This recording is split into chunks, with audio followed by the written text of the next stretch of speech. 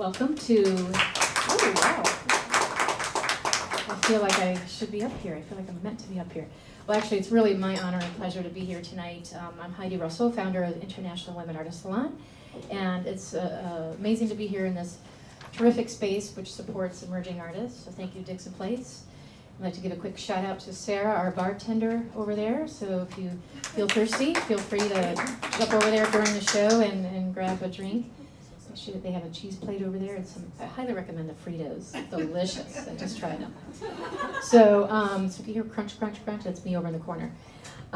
So anyways, it's my pleasure to host. Usually we have another host, but it's nice to have the opportunity once in a while to actually do the hosting. So this is Salon Lounge at Dixon Place. Hopefully we'll be doing these lounges around the world in different places. So you may see Salon Lounge at Paris, Salon Lounge at San Antonio, I don't know, some places around. So if you know of anybody around the world who'd like to share in helping to promote women's artistry, let me know, and we'll try to collaborate with those areas. And those people, come on over. Welcome. Hopefully we'll see you later. So what we'd like to do at these multidisciplinary shows is to start out by honoring an historical figure to help also rewrite history and rewrite women back into history. And I know that's a great effort around in all the different disciplines and industries. So the arts, we cannot be forgotten as well. So I'm going to flip my page, pause. There we go. Okay. So our historical honoree tonight is Nellie Bly, and she was born in 1864 and passed away in 1922. Nellie Bly was the pen name of American journalist. Hello. Have a nice show. Was the pen name of American journalist Elizabeth Cochran Seaman. And she was also a writer, industrialist, inventor, and a charity worker who was widely known for her record-breaking trip around the world in 72 days in emulation of Jules Verne's, I pronounce his name right, fictional character Phileas Fogg, and an expose in which she faked insanity to study a mental institution from within. She was a pioneer in her field and launched a new kind of investigative journalism. And obviously you can learn more about her on Wikipedia. And I just printed out the Wikipedia, so I'll leave that in the corner later. I was a bad girl with environmental printing out here. But it's an amazing story. How many people out there have heard of her? Anybody? A couple people? About half and half. So that's good that we've reached some people who haven't heard of her. Okay, Anna, you getting this? This is a little dexterity trick here. This is my acrobatic movement show here. Yeah, I mean, this expose, where she, faked, having mental issues and going into this asylum and discovering the poor conditions and really what stuck out to me here was how someone who has a healthy mind can be with all this horrific treatment in these poor conditions, basically you kind of become what they're telling you are and whatnot. So I mean, it's really incredible that she did this, and to help expose those really unfortunate conditions, and hopefully started the effort to rectify those. So I encourage you to read about her more and her other works, and she was a inventor as well, and so it was really fascinating woman. So thank you, Nellie, for trailblazing out there. And as most of you probably know, we tried to create a theme for our various lounges, and tonight's theme is centered around mental health, and since it's Mental Health Month, I believe. But like with all the months out there, it should be every day, right? We need to have these discussions and openness every day, and so I kind of extended the theme by saying widening the dialogue on mental health. So hopefully this will just be one step in helping to do that. And thank you so much to the artists who are here tonight sharing your stories and your work. It's really an honor. So without further ado, we're going to jump into the works. And we're going to start out with a film. And Signe Bowman, hello Signe, is here. And we've been talking several months now. And we're finally have you here and sharing your work, and we're excited. And she's going to be on Salon Radio next week, this upcoming Thursday. So you can learn more about her work on Salon Radio next Thursday. So her first feature film is called Rocks in My Pockets, and tonight you're going to see a trailer and a clip. And Rocks in My Pockets is a story of mystery and redemption. The film is based on the true events involving 5 women of Signe's family, including herself, and their battles with depression and suicide. It raises questions of how much family genetics determine who we are, and if it is possible to outsmart one's own DNA. The film is packed with visual metaphors, surreal images, and a twisted sense of humor. And it is an animated tale full of art, women, strange daring stories, Latvian accents, history, nature, adventure, and more. And Signe was born in Latvia, and she received a BA degree in philosophy from Moscow State University in 1989. 8 months after giving birth to her son, she was checked into a mental hospital and diagnosed as manic depressive. Despite the diagnosis, Signe made 3 animated short films in Latvia before moving to New York in 1995. And in New York, she continued to work in the field of animation and made 12 more award-winning animated shorts. Her films have been accepted at Sundance, Berlin, Annecy, Venice, Tribeca, and hundreds of other film festivals around the world. And as I mentioned, Rocks in My Pockets is her first feature film project, and has already been to more than 80 film festivals. I just got a chill when I said that. I just feel so honored and that you're here with us tonight sharing your work. So without further ado, we're going to set up and see the trailer, and then a short clip. And then maybe Signe will come up and say a little bit too. Rocks in My Pockets is a 100-year history of my family's mental illness. It covers the ground from New York, from Latvia in early 1900s to New York in 2014. It covers several generations of women and tells their story. If you're interested, there's a DVD that you can buy online from the film's website, rocksinmypocketsmovie.com. And my family in Latvia is not very happy about this film. But Latvia selected the film as the country's official entry into Oscars, so we were pretty happy about that. So, any questions? It's a personal story, so a lot of dialogue, a lot of voiceover. So. I have a question. Yeah, it's my voice. Yeah. How did you make your first film, and how old were you?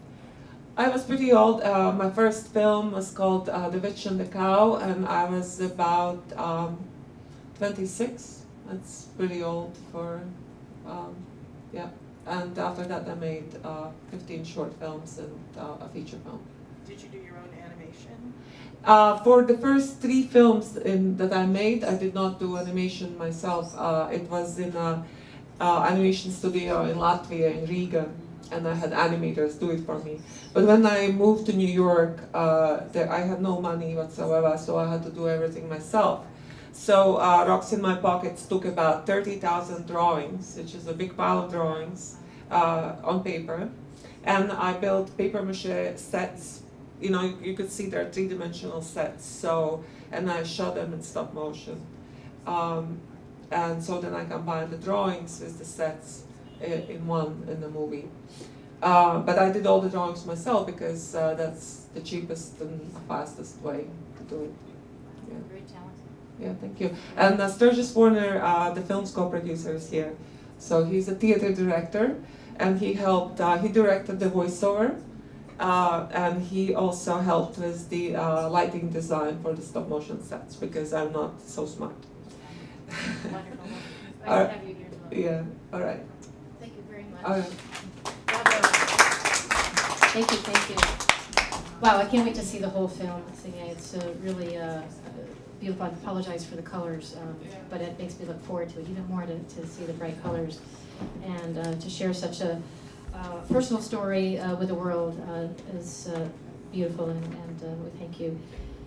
And keep on creating. Can't wait to see the next set of films after this. And was it the Oscars this year or next year? Last year. Okay. Who won? I'm not sure. Do we remember?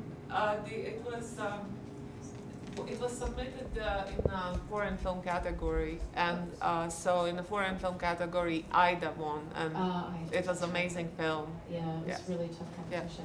Yeah. But I can just see from this, it's we were right up there in the top, so congratulations. So we are going to now move over to our second discipline, which is literature. And we have Amy Herman here, and she's been a long-time salonista, and it's great having her involved with a few of our showcases recently, and great to have her here tonight. And she's going to read an excerpt from What It Is to Lose It. And Amy is a Brooklyn writer looking to disembowel the architecture of gender and what it means to queer the body. I love that statement. Brilliant. Find Amy's poems in Troubling the Line, Trans and Genderqueer Poetry and Poetics, which is published by Night Book Books, in the full-length collection, and To Go Without Blinking, which is Blaze Box Books. And you can read more about her work and find out more on amyherman.wordpress.com, which is on your program here. I'm going to let you read a little, mention about the piece first, or would you like me to read this? I'll read a little bit about it. Okay. She says here about the piece. When I was 34, I lost my mind. It had been 10 years since the last time, and I found myself ransacking my bedroom for the map, torn up and burnt, which would guide me towards my bearings. Outside, the air was gathering up in its new identity. Its name tag of winter had been removed and thrown away. It was now calling itself spring. The yellow daffodils, though beautiful, were just confusing to me. All I could see and feel was emptiness. Welcome Amy to the stage. Can you all hear me? Yeah. Okay, then that's okay. Actually, that's the start of my piece. Oh, so it's fine. You know, I was So- wondering, it's like, wow. I Yeah, wonder so if I'll say this. she's going to read it much better than me. Well, I'll say that my experience with mental illness has been in my blood vein for a very long time.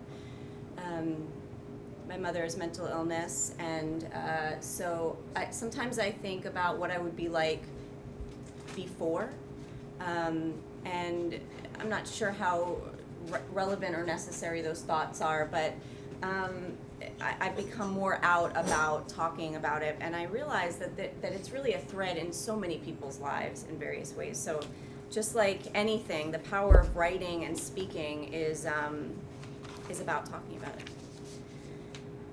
The last time, which was not the first time, I was 24. Sylvia Plath was bell-jarring against my skin, and I was gargling with her madness morning through night.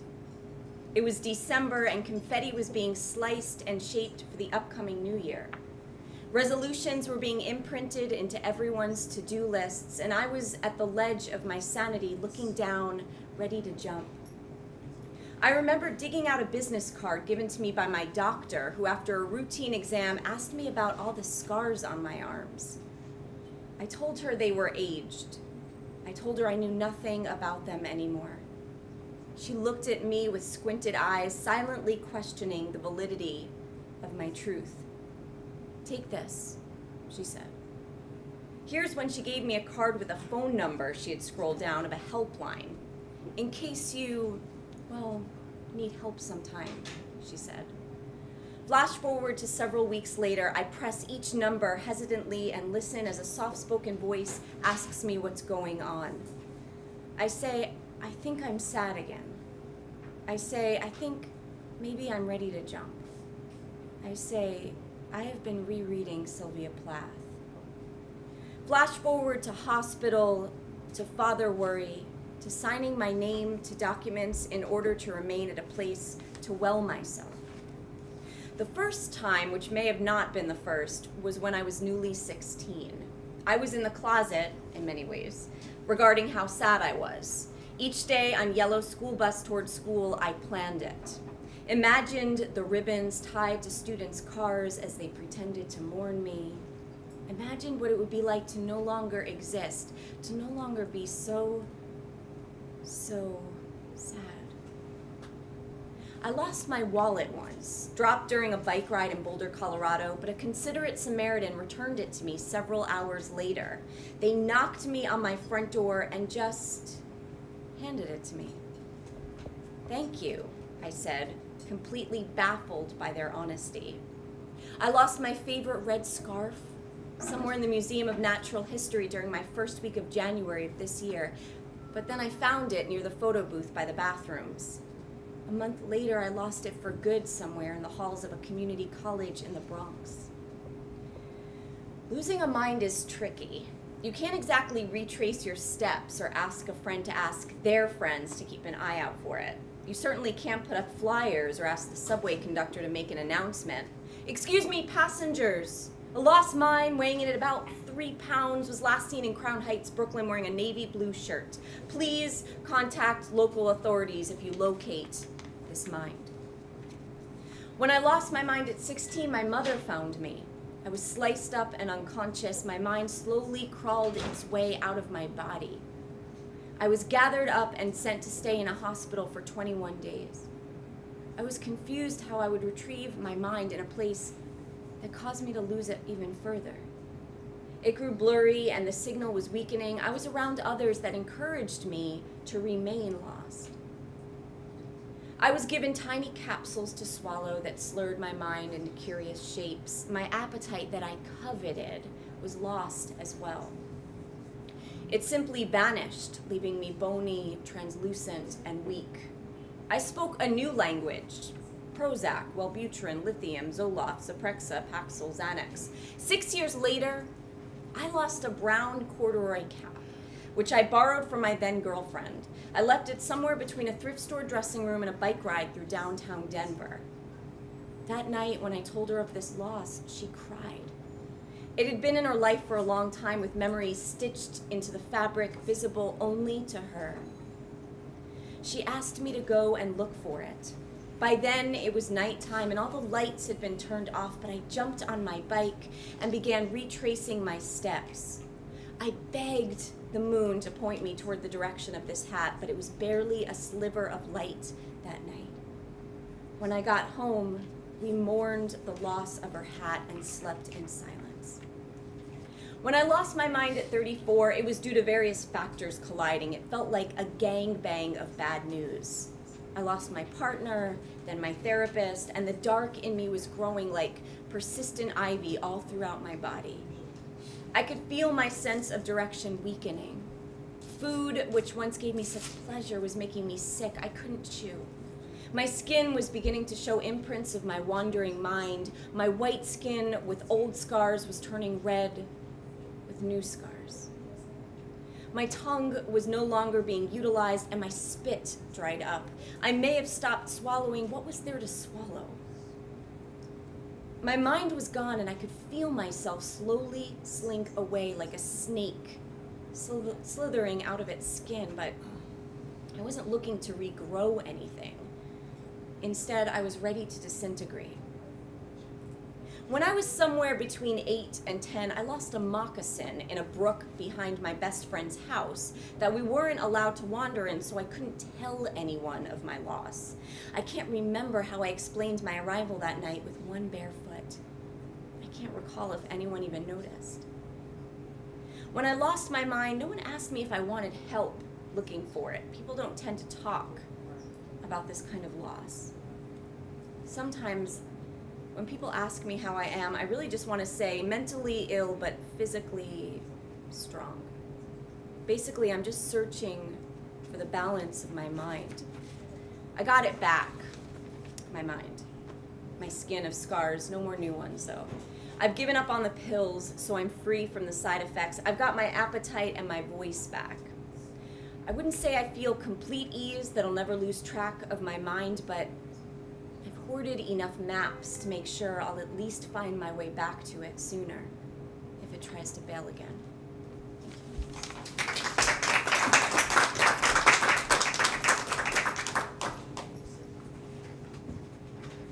Thank you, Amy. So touched by your words. I just can see you. Where are you? Thank you for sharing another one of your brilliant pieces and sharing your story.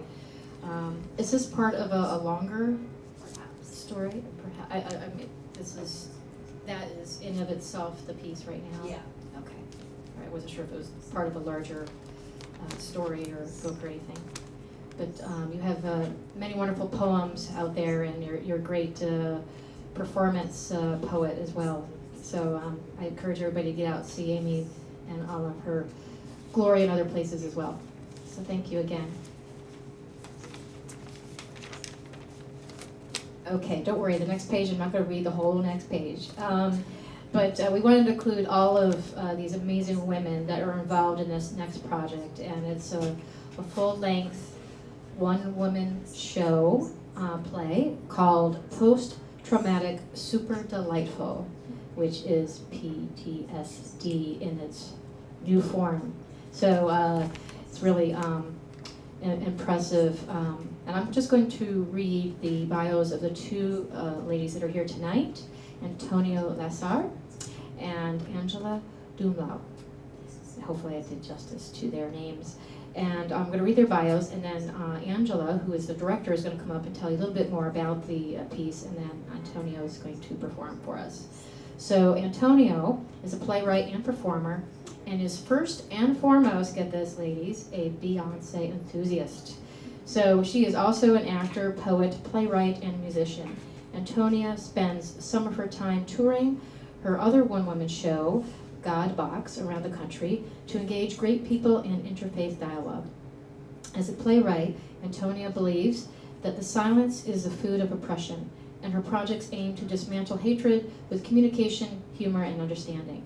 Her past work includes Tina and Amy, which was in the Frigid Festival in 2014, Pair of Animals in the Edmonton Fringe 2014, and On the Tracks at Boston University. And Antonio has a BFA from Boston and is based in Brooklyn with her boyfriend, and I love this, her Netflix account. So, and her website is hername.com, so antoniolassar.com. And Angela,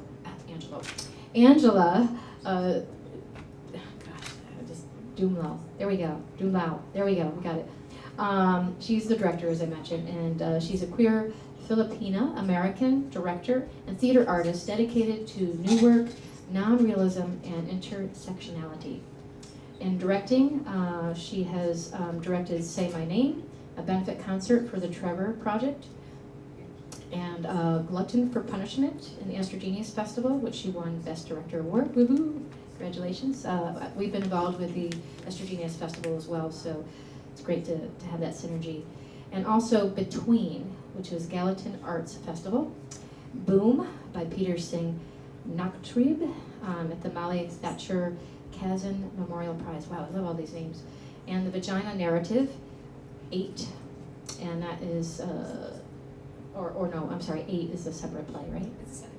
It's a separate play, 8, the play. At Vassar College. And as assistant director, she has directed Sea Wife Bee? Sea Wife. Oh, Sea Wife. Oh, it's 2 words there. Sea Wife, which is by Seth Moore and The Lobbyist, which is Naked Angels. Is that a festival? Naked Angels is theater company. Theater company, okay. And she's a graduate of Vassar College and former Powerhouse Directing Apprentice. And she lives in Harlem with her Snapback collection, which I'd love to learn about. So welcome to the stage, Angela.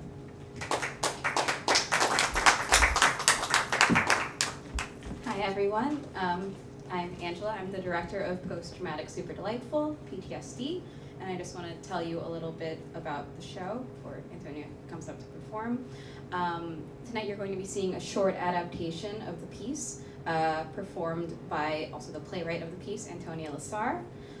The show was developed through All for One Theater Company, and we recently performed it at the Frigid Festival over at the Crane Theater, right by here.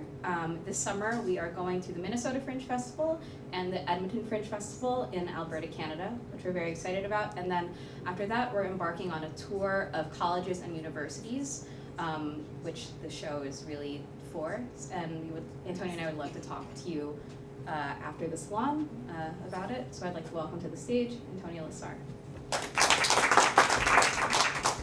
Hi. Don't freak out. Okay. Welcome to One Woman Show. I know you don't have to tell me. I'm woman. I'm a great performer. You don't see it. I have my own dress. Deep blue. So beautiful. Only thing better than dress is me in dress. My name is Antonia. What you say? Why you use that name? Because my parents gave it to me. Why you use that face? Because your parents gave it to you. Not too difficult. Oh, but you want to know why I thought your real name is Antonia? Yeah. So you play character named Antonia? Yeah. Why? Because it's a beautiful name. You have problem with name? In Russia, you have problem with your name. We say too much trouble, so we kill you. That was a Russian joke. I'm not Russian, I'm actor. Okay, don't freak out. It's coping mechanism. We're all coping. You coping. You coping with being stuck up. We all coping. We coping. So, you look at me, you think she's beautiful. Yeah, what else? You think, when we're going to talk about rape? I thought this was theme of play. Okay, since you brought it up, now we talk about rape. I'm going to say rape a lot. Don't be uncomfortable. This is problem with the muggle. They're so uncomfortable when we talk about rape. Muggle is a word for people who haven't experienced sexual violence. And it's win-win, because they haven't been raped and I get to be a wizard. Muggle's so uncomfortable when we talk about rape. You know what uncomfortable? Rape. It's part of the package. Okay, so we get comfortable. I work us through it. We all say together. Repeat after me. Happiness. Happiness. Bubble. Bubble. Tickle, tickle, tickle. Tickle, tickle, tickle. Rape. Rape. Oh, okay. Now we're so comfortable. Last thing I would want is for you to be uncomfortable when we talk about horrible act of trauma I had to suffer through. No. We should talk about you. We should.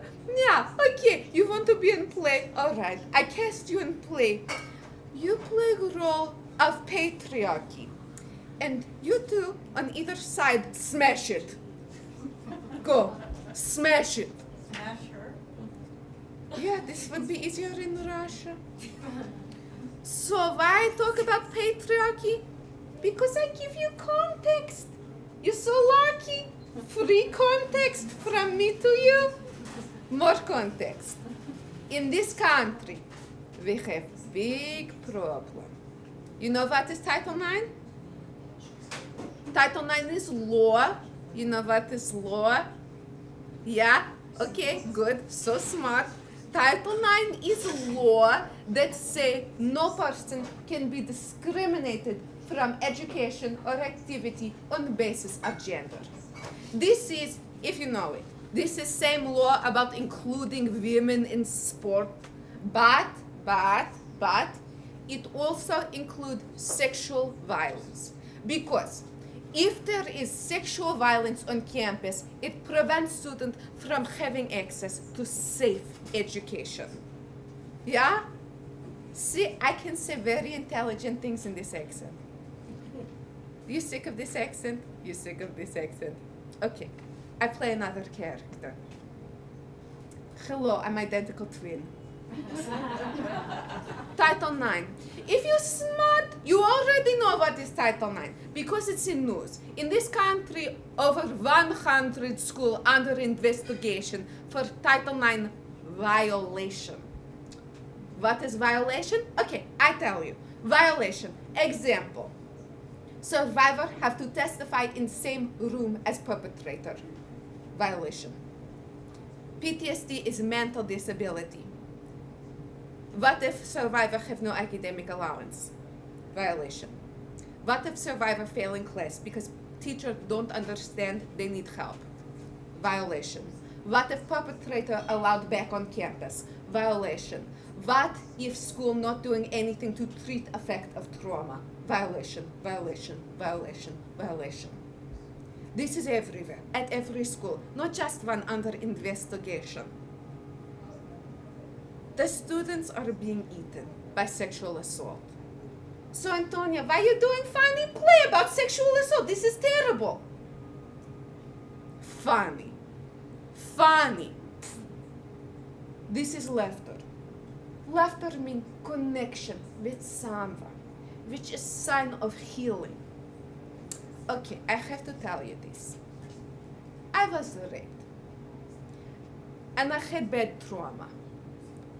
PTSD. For 3 months, I ate nothing but banana and yogurt. That was it, for 3 months. And I only tell my best friend. So yeah, time goes on, I feel better. And then we go to brunch. I love brunch. It's best thing in the entire US. So yeah, we go to brunch. And on menu is dish, which is basically banana and yogurt. And so waitress come over and she say, what do you want? And I say, I'll have banana and yogurt because I was raped. And we are so laughing. And waitress is like, puppet cannot say anything. And we are screaming. That's it. You see the difference? That's it. Okay, we're done. Oh no, I have one last joke. In Russia, we have different alphabet. We do not start A, B, C. We start Y. God, Y. Okay.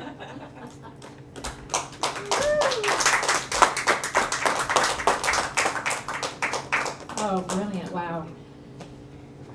Gosh, so when are you going to be performing it again, the whole play? It'll be in Minnesota starting July 9th. So the New York shows are TBD, but around the country there will be plenty starting Okay, July 9th. that's great. Well, bravo and brilliant work. I can't wait to see the whole production. And amazing, you have, it seems like an all women's team. Yeah. It's a brilliant, wonderful. Well, so if you are connected with your colleges out and around, still give a shout out to your colleges and connect with Angela and Tonia to get this great production there. So maybe we should have a touring. Maybe we should make this a touring, multidisciplinary showcase at colleges. Wow. Thinking. Okay. Thank you, ladies. Okay. Wow, I think we're doing pretty good on timing. And now we are going into our last, I don't say act. It's not really an act. Our last artist tonight is Reverend Lynn Burbow. Yes. You can tell now why I'm usually not the host. But I am enjoying myself, so thank you for putting up with me out there tonight. And I've known Lynn for a few years now, and she's a wonderful person, a very big heart, and is out there helping people get through traumatic situations, and so really commend you for the work that you've done, and it's wonderful to have you here with us tonight. And Lynn is a CEP. Oh, I'm sorry. Lynn, CEP is a trauma. Gosh, let me start over. Here we go. CEP is after your name. SEP. I'm sorry. SEP. Ooh, can we do a take 2? Okay. Hello. Good evening, everybody. How is everybody this evening? Okay. So SEP is a trauma. Gosh, Lynn is a trauma therapist and educator working in a body-mind model called somatic experiencing, which is SE. And Lynn is also an interfaith minister, medical and spiritual intuitive, energy healer, spiritual counselor, and former chaplain at NY Presbyterian Hospital at Columbia and NYU Langone Medical Center. And in private practice since 1997, Lynn aids individuals on their healing paths with personal sessions and group workshops. And Lynn, would you like to introduce what you're going to be taking us through this evening? I'm really excited. So welcome to the stage, Reverend Lynn.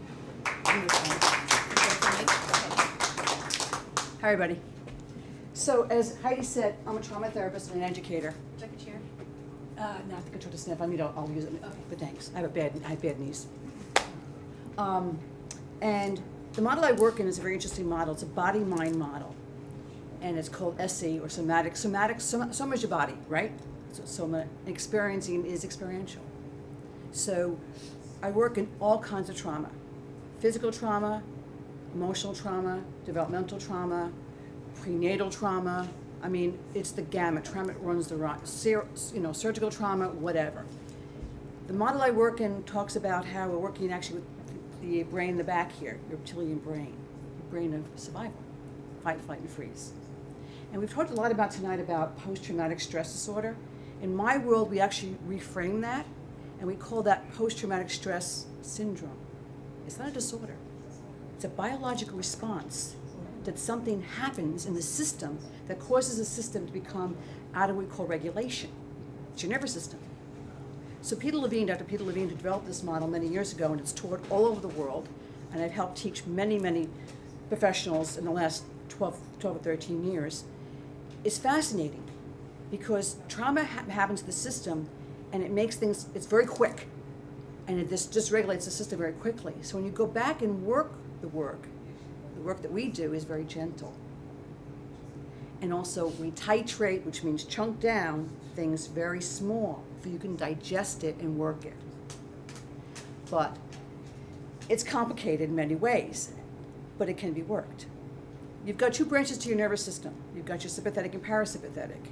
And when you get excited and you get really I get really anxious or panicky or I get really angry, then you're on the ceiling, that's your sympathetic. When you go the other way with it, and you go down to the floor and you feel depressed or hopeless, it's your parasympathetic. This is scientific. This is not from our work, but this is the way that the systems work. So I'm giving you just like a spit in the bucket here about this work, because I usually teach this work for an hour and a half or 2 hours when I do a workshop, so people understand it, and I draw it out and so forth. And then people start to understand like where they're at and so, in their bodies. But what I want to do tonight is just do one experiential exercise with everybody here. It's simple. It's the start of the work. Because you can't walk into someone's trauma and say, okay, tell me your trauma. What's going to happen if you ask them to tell me your trauma? They're going to get re-traumatized, okay? And that's what some psychotherapists do who are not trauma trained. That's why I train psychotherapists for a living. What we always do before we start into any kind of trauma is we have to find a resource. You have resources in your life all the time, and also you may not even realize that they're resources, but they are. When you're not feeling well, whatever that may be, you're seeking something out to feel better. That could be a walk. That could be like having a good meal, calling a friend. It could be a whole bunch of different things. We need to find that in the body because the model I work with is a body sensate model. So we can loop between the sensate piece of feeling good and then slowly walk into the pieces that don't feel good in the body. Does that make sense, everybody, so far what I'm saying? Right? So, in the time I have here, I think I'd do this exercise with you. I'm going to slow everything down because to access your reptilian brain, this brain actually processes it 7 times slower than my thinking brain and your thinking brains. So I'm going to ask everybody to get comfortable, have your feet on the floor, and if you don't feel like doing this, is fine. What the thing about the reptilian brain is it doesn't like to be told what to do. It likes to be invited. So everything I'm going to say is invitational at this point. And then you can either leave your eyes open and closed, whatever you feel comfortable with. And I'm going to menu some things for you. So you're going to pick what works for you. There's no right or wrong. If you don't find something, that's fine too. It's just an experiment. Okay? Feel your seat on the chair. or a couch, whatever you're sitting on. And just feel your feet right now on this floor. If that's all right, I invite you to do that. Taking all the time you need.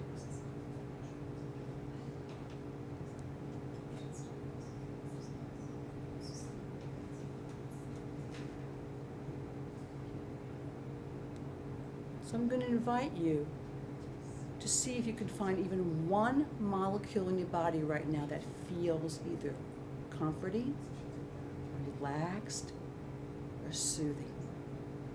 Scan your body, take your time, and let your body tell you. It's very wise.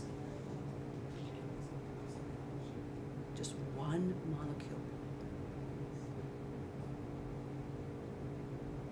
And where is it, and what's it feel like if you find it?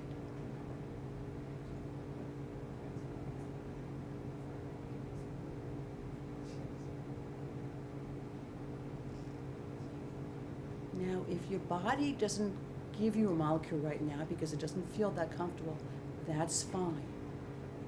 I'm going to invite you to check out a few things that might help you. Is there a hobby that you have that you love? Like maybe going to the movies or the theater, going out for a good meal with a friend.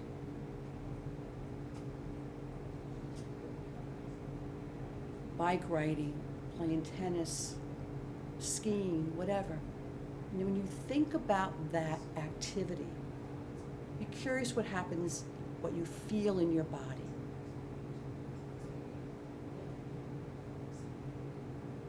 Or could be some place that you love to go on vacation or hang out in. The woods, the beach, a meadow, a country you've traveled to that you just love to be at. If you remember that place, an image to that place, again, what happens in your body? What do you feel? And where is it?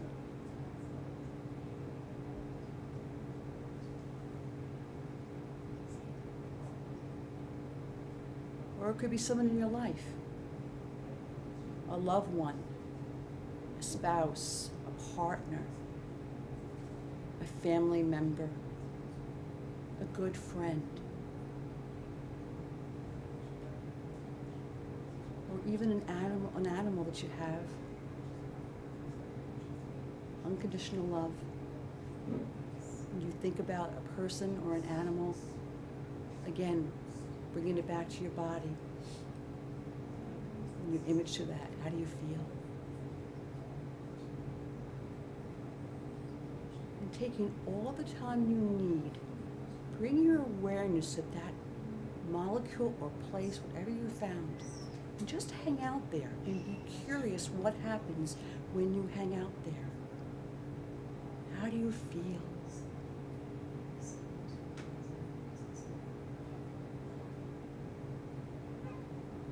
Really enjoy it if you found a place.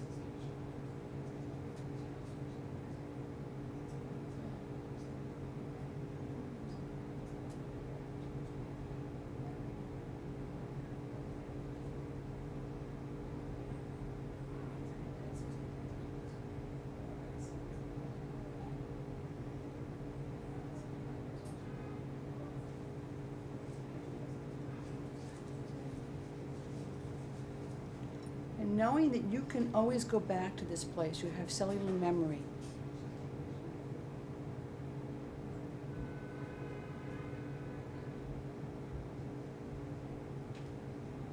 So whenever you're ready, I'm going to invite you to bring yourself back into the room slowly. And moving your hands a little bit if that feels all right, or your feet or your toes. Letting your eyes, what I call orient, or look around the room anywhere they'd like to go in this very moment.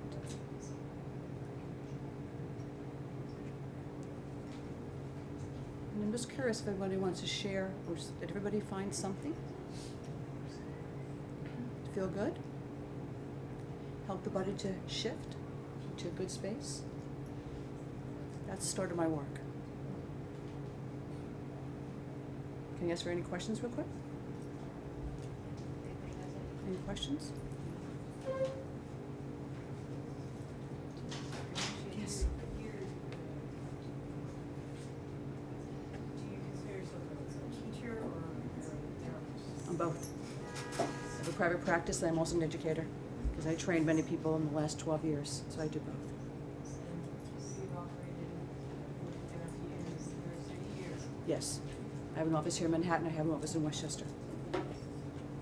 And I run groups also called Calming, I will give you a card. Okay. I have an article if you like it also.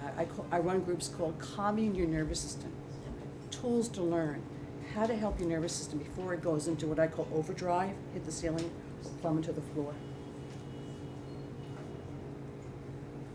Thank you. Thank you so much. You're welcome.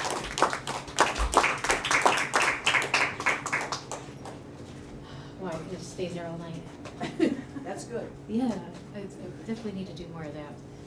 So, thank you for all of you out there and being a part of that experiential art experience.